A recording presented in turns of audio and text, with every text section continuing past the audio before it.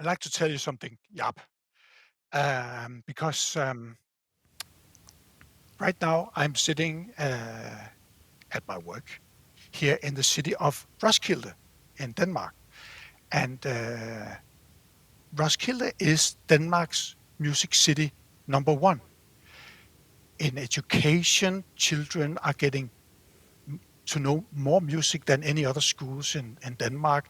Music is a part of the city life, and you will meet music even if you're old and you're sitting in an elderly home. You will have orchestras coming playing for you, etc., etc. Roskilde is a music city, and these days they are preparing Roskilde Festival just 5 kilometers away. And next week, 130,000 people will visit this city. There will be, it's the biggest music festival in Northern Europe. There are 9 stages and Nine. 309 stages, yes, Wow. 300 acts. And the music style is everywhere from experimental rock to hip hop. Wow. Not jazz, but rock, pop. Big names are coming here. I have not got the list, but it's names that we all know. And Yeah. the young people are camping in that area. So it's a Wow. Cool. big city Yeah. that is happening just 5 kilometers away from here. And now I'm pointing, the Roskilde Festival is 5 kilometers in that direction, Yeah. and 5 kilometers in this other direction there's a big church. Roskilde used to be the capital of Denmark. Yeah. Not anymore. Now we have Copenhagen, but our kings and queens are still buried here. Okay. And Harold Bluetooth is an old king. He is buried 5 kilometers in that direction. So I'm sitting here in the middle of history, Yeah. Yeah. with Harold Bluetooth, the guy that invented a connection between different points. They would light a fire and the smoke would tell other guys, 1,000 years ago, that the Swedes were coming, or Yeah. the British Yeah. were coming, or I don't know. So I read that's in somewhere one about this direction, story. and It's crazy. yeah. But I think it was a So Dutch guy that actually invented Bluetooth, but that's I'm not sure about that anymore. But I know Roskilde, and now you explain how it is. It feels like Lowlands in the Netherlands, but then on steroids. It's with yeah, with 9 stages. It's pretty huge.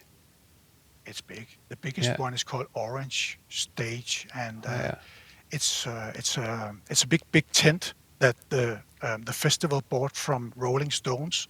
Oh wow! And the orange color is the color of the Roskilde Festival, and there will be 80,000 people standing in front of that orange tent.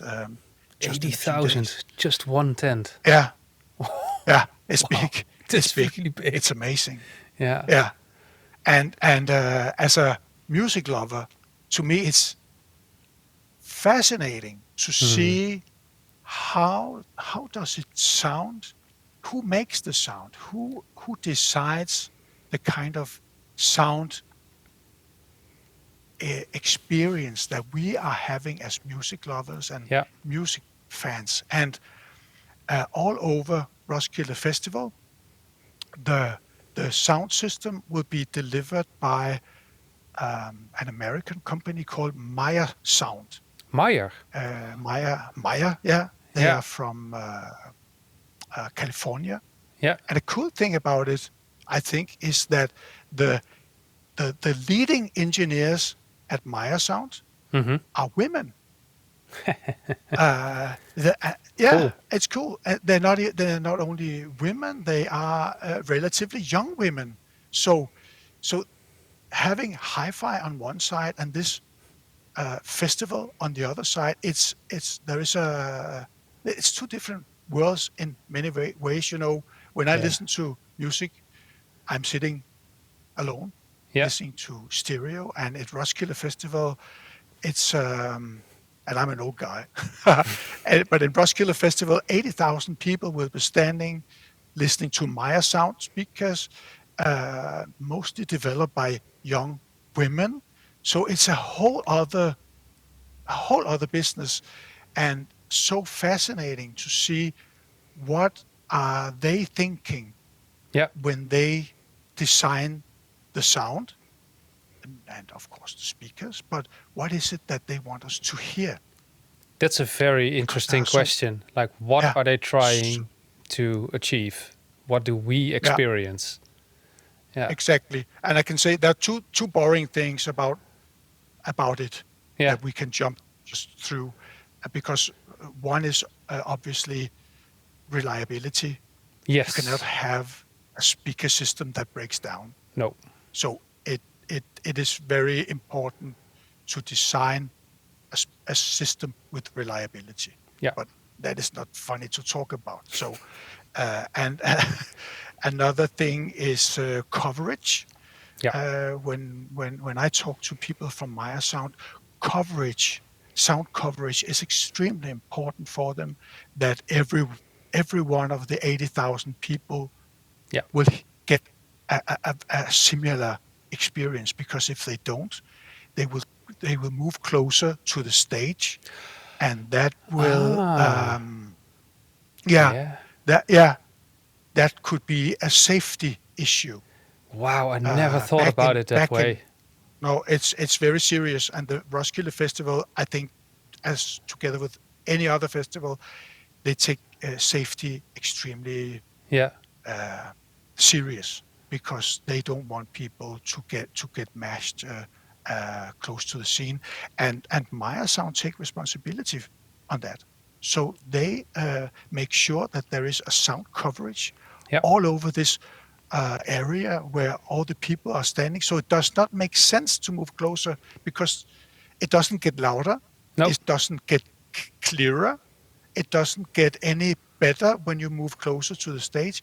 So a lot of people will, without thinking about it, they will keep a distance, and they will still get a great experience. So coverage and reliability is two things that that is important for Maya Sound, but as a hi-fi enthusiast, not so important when it comes to what is the sound that they want us to hear.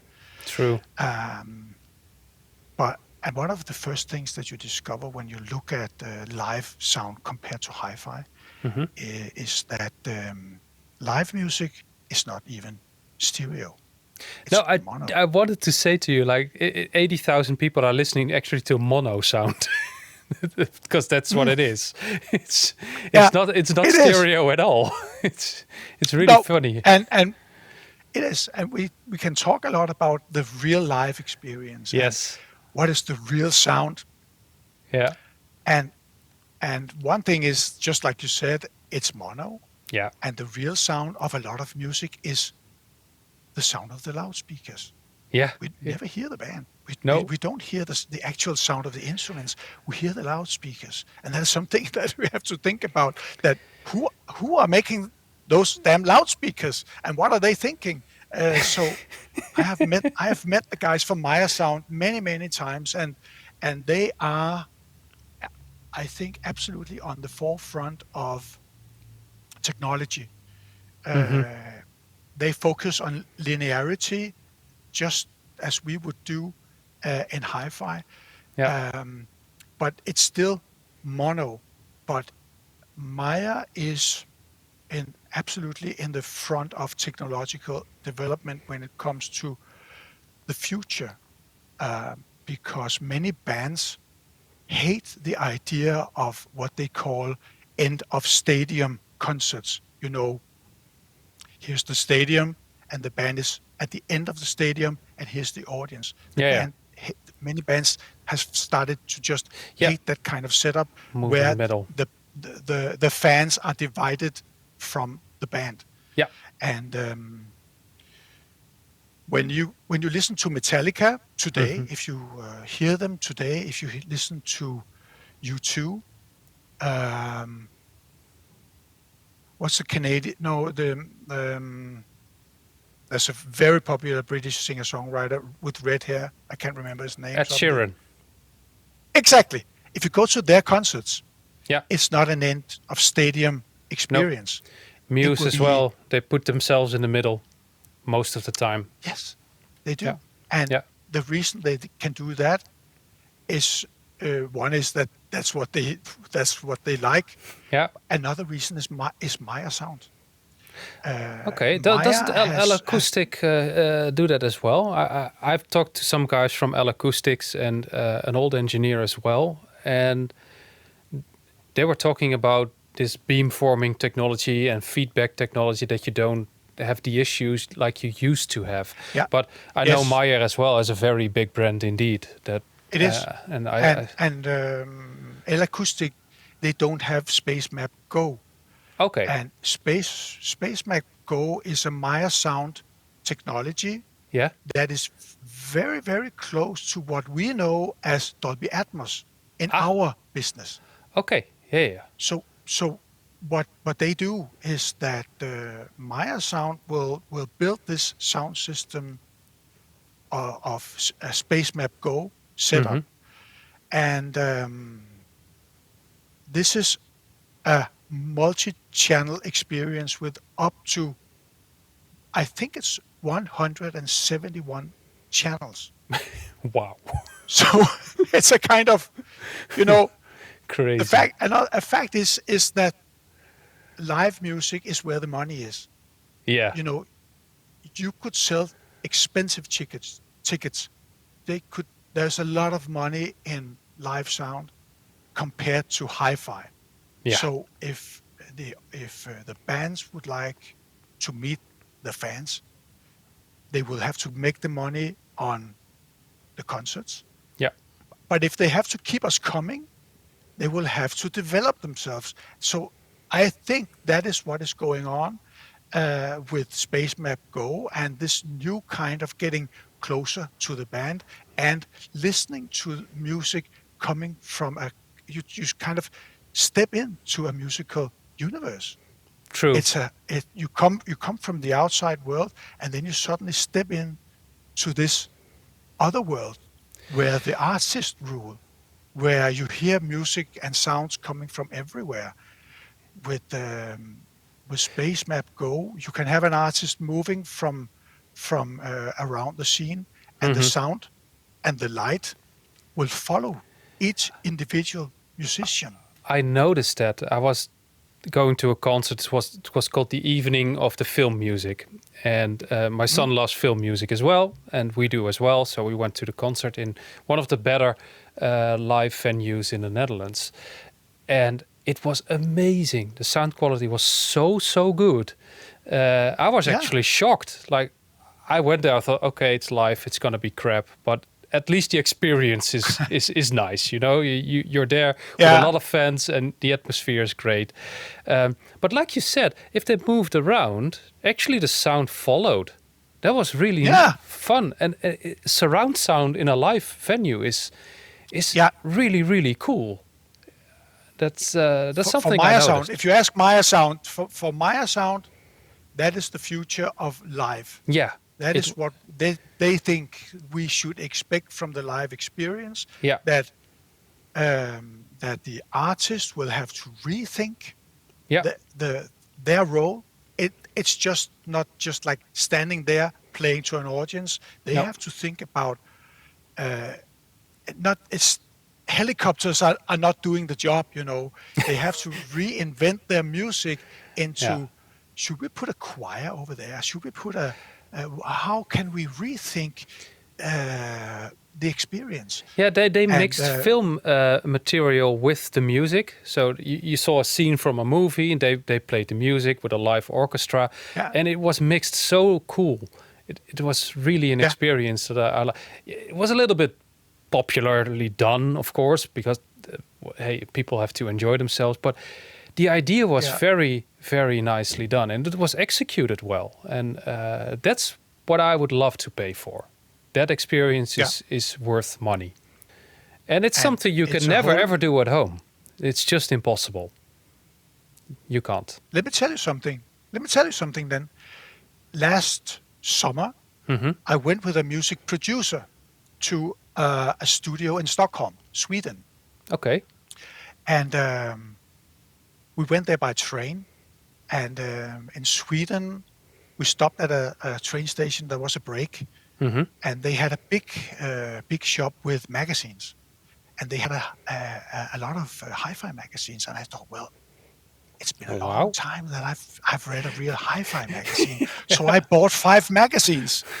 And I Thank thought you. because it was a Thank you. long, yeah, I did, and I was really looking forward to this long trip where I could finally find the time to read some hi-fi magazines.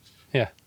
But eventually, the whole the whole trip over there was taken over by a conversation with the music producer because we were sitting there and he wanted the reason that I was there that it was that he wanted to show me that there is something going on Mm-hmm. in in the format of music, and he thought that this could be something that I would like to know. So I didn't read the magazines at all. Yeah. And what I experienced in Stockholm was a shock. Actually, it was in the suburbs of Stockholm. There used to be a cinema, Mm-hmm. but it was taken over some many years ago and rebuilt as a recording studio. And ABBA, Roxette, all these big Swedish music names, they make their recordings in that studio. And there are several studios. Um, but it has been bought recently by a very rich Swedish guy who made his money on YouTube music. When you make, I'm not into this, but when you make a YouTube video, Mm-hmm. sometimes you would like to have music there. Yeah. But if you steal music from someone, YouTube will know that you will have to Yeah. pay, Yeah. whatever. So you will not, that will not be allowed. So you cannot just take any music. So No. this Swedish guy, he's a musician himself. So he's a music composer, and he has written music where you can go into his service and buy music that you can use on Yeah. your YouTube video, Yeah. and that will be allowed. True. Yeah. The service will I don't know the name of the company, but he has made millions of this on this, and he sold the business, and then he has seen a new potential because Nice. he's got a new business potential with the record labels that he know, um, with Dolby Atmos. Ah. So Yeah. what he has managed to put together is that um, the music labels will come to him with their 2-channel music, and his studio engineers will take all the tracks. Yeah, exactly. Take all the tracks, and then they will remake it into Atmos. Yeah. And Apple Music is on the forefront of this. Yeah. They would like for music fans to hear this, so they buy the music from the record labels that were made in Sweden, Mm-hmm. and mixed into Dolby Atmos. Yeah. And I was completely new into this, but then I heard old music that I thought I knew from 2-channel, and they played the music in Dolby Atmos, and I saw so much potential in this. And what surprised me was that many bands, many record labels, they come to this studio, and they don't make stereo recordings into Atmos anymore. They start with Atmos. So they record music in Atmos, and Really. then they mix it into Apple Stereo. headphone. So Yeah. so yeah, no Atmos for headphones is less detailed than the real Atmos. Yeah. So Atmos for speakers is the top Yeah. of top quality mix, and then Atmos for headphones, and then stereo, and then radio, stereo, etc. But what I saw That's there that's is that nuts. music is not made for stereo anymore. Music is made for Atmos, and that is increasingly becoming the way that we are supposed to hear music in our homes if we want to hear the music the way.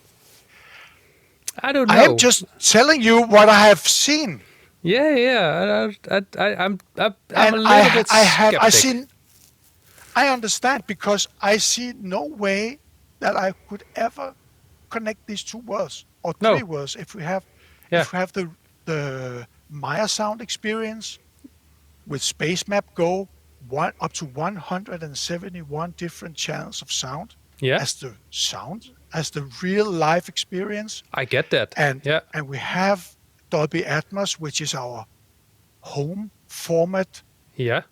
and then we have real people in real life with their real, living rooms That's the problem. Th- with stereo systems. Yeah. How can we ever translate that into something that would work in real life? It would work somehow with headphones. Yeah. You can somehow that it is possible to Yeah, do some phantom DSPing and get surround out of a headphone. I get that. I mean, I know some people that are really good with that, with the algorithms and the DSP technology, and I'm yeah, amazed as well what they can do. It's crazy. But yeah, I talked to a lot of people about surround systems in the living room, and of course, for film fanatics, they will go to 5.1 or even 7.1, or if they have their own home cinema basement setup, maybe Atmos. But those people are pretty rich already if you have a dedicated yeah. room for your movies. But for music, 7.2.2 systems in the living room, I don't see that coming. No, I No, don't. It's no. not gonna happen. If you're married, Yes, that's gonna be an issue. you will not be married anymore, Probably or not. you will have a date. No, but No, I don't know. But you know what I mean. That I do. there Yeah. is an issue here. That how can you ever translate that if our Yes. job in our business is to give music fans the music experience the way it's supposed to sound. Yes. How can we ever do that with stereo if it's made for Atmos? It's gonna be really hard. I think I see the added value. I've been at the high-end Munich. I wasn't with the demo from Stephen Wilson about Dolby Atmos, but I've seen Darko's video about it, and he was really enthusiastic. So I believe it's a Okay. pretty interesting technology that can add some value to the experience. But I just don't see it working in practice. For people at home, they're not going to invest in this because you know as well as I do that it's really expensive to do this very well. Yeah. You need a lot of loudspeakers, you need a lot of amplifiers, you need a lot of gear. If you want to do it all at high quality, it's going to be ridiculously expensive. And some people will invest in You're that, right. but the majority just won't. That's my issue Nope. with this. That's I think you're right. so. But if the whole industry is switching, like you said, and I see this trend that Atmos for music, and I think okay, could be new blood in our industry. Nice. I always welcome new technology.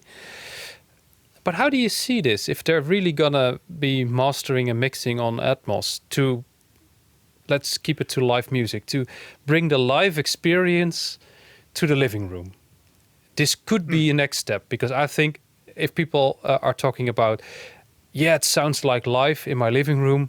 No, it just doesn't. It's impossible. The dynamics, the acoustics, the environment, the atmosphere, you just can't grab it. Oh yeah. But I've seen some live concerts on Blu-ray from Steven Wilson, Metallica, Muse. Wow. If you have the screen and you have the surround sound, you're getting closer. Mm. That's great. If they mixed it well, it's a better experience than just two loudspeakers and no screen. So I see this Atmos technology definitely for live Blu-rays or live streams or whatever. That would be really awesome. But just studio tracks, I don't know. That's something I'm skeptical about. I think it depends on how you use music. If I mean, Tuesday night you come home from work and you talk to your spouse and you have children and there are news on the TV, music in the background. I don't see that as Dolby Atmos at all. No. Why would that make any sense? No. So there maybe we could talk about a kind of level of experience. You know, on an everyday basis, you don't eat fancy food. You don't drink fancy wine. You don't? I don't know about you. I don't. No. I don't. Pepsi Max is my everyday level, but I really enjoy good wine. I have to say that. But so are we talking about a Pepsi Max level of sound experience, but and you know, and another level for the deeper experience? Yeah. Today, that deeper level is high-end audio in stereo. Mm-hmm. Yeah, true. And I will add just one thing. I would say Sure. No. Sure. Under COVID, Yeah. I was a lot in our summer house, and close by was the head of design for a very large Danish, very famous brand of audio and video, etc., etc. And we had some walks because we could not see that many people. So I walked with him, and we had some very interesting talks. And one of the things that we talked about is that when we talk about sound, bass, mid-range, tweeter, stereo image, what could you take away without taking the music experience away? You know, bass, mid-range, treble, stereo. What could you take away? Could you take away the bass? I'm not so sure. No. You could actually take away stereo. Yeah, I think the image is the only thing that you could take away. Yeah. Yeah. On an everyday life level of living with music, you could take stereo away. If you had the bass, mid-range, treble, you would still have the information, but not the image. True. Yeah. And that was, for me, that was a kind of, wow, yeah, that is right. That could be that could be a way to think about products. But then there is this whole Atmos multi-channel thing, and I think it's so fascinating because high-end audio could be something like, now we have this piece of titanium that you can put under your CD player. Yeah. And I think it sounds better. I think this is maybe the last step. And to me, on a personal level, I couldn't care less. I mean, for me, it would be like, why would you use those titanium? Why would you put titanium feet if you have got the money? How about going Dolby Atmos instead? Because that's how it's made. And I don't know. True. But I cannot. Just like you, I cannot see the link. Not on a yet. Personal level from the high-end audience. No. Yeah, but I don't want to be bashing it because I really like new technology in our industry. It's just like when MQA started, bring it on, see what it can do. Eventually, I think we really didn't need another codec, but with this, it's something different. It's going from mono to stereo, now to multi-channel. It's actually a pretty logical evolution of technology, and it will bring us closer to the music.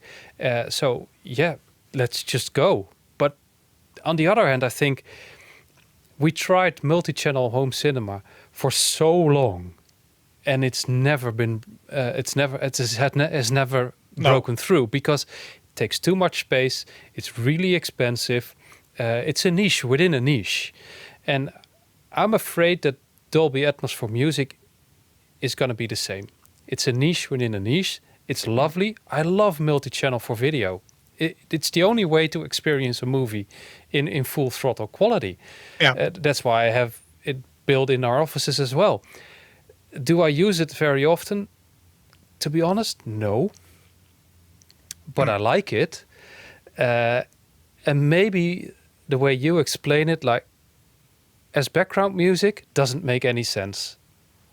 But if you want to sit down and enjoy music on full quality, yeah, maybe it does make sense in that case. And not every person will buy it, but hi-fi is already for a niche group. Let's be honest, it's a pretty small industry. Yeah, it is. But it's a lovely industry. But this is going to be the niche within the niche, I think. It's not going to be mainstream. Exactly. I'm not 100% into Dolby Atmos, and I don't think that is the truth about the future. But I think that this is something that is going on in many places, and I think that we should recognize and just know that this is happening, and maybe it's worth thinking about, considering, maybe even hearing with your own ears. I think so. We'll just see, and let experience what it can bring to the future of our lovely industry. But let's just see what we can discuss in the next topics, because the Wi-Fi connection is a little bit getting jerky, but that doesn't matter. Next time we'll just use some cable. I thank you very much for all your time. We're again way over time, but it doesn't matter. I love to talk about topics beyond the technology. Next topic will be, I'm not sure actually. We'll just see what the next topic will be. No, it will be interesting, I'm sure. I just received a mail from Maya Sound that they're looking forward to seeing me again at the Roskilde Festival, talking about new technologies in sound. So maybe I will get inspired and think of something. Yeah, that would be lovely. I wish you all the luck and have a very nice experience at Roskilde Festival. I'm sure the sound will be great. And it will. We'll talk next time. Thank you very much. See you. See you. See you. Bye-bye. Bye.